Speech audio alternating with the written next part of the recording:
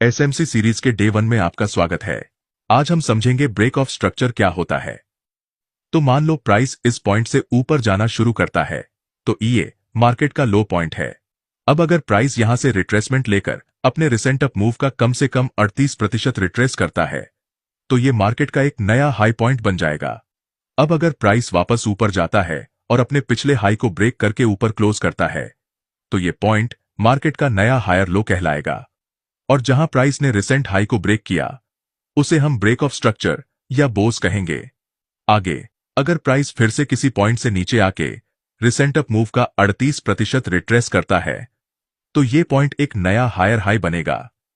लेकिन अगर प्राइस अपने रिसेंट हायर हाई या हायर लो को ब्रेक नहीं करता और इसी जोन में नया स्ट्रक्चर बनाता रहता है, तो भी हम इसे वैलिड स्ट्रक्चर नहीं मानेंगे।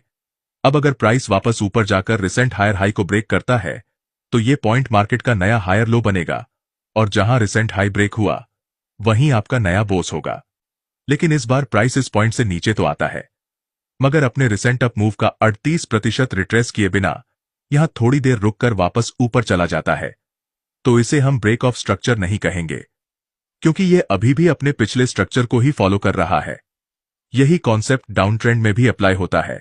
और ऐसे ही लाइव मार्केट में एसएमसी ट्रेडिंग सीखनी है तो बस कमेंट करो एसएमसी और मैं लिंक भेज दूंगा।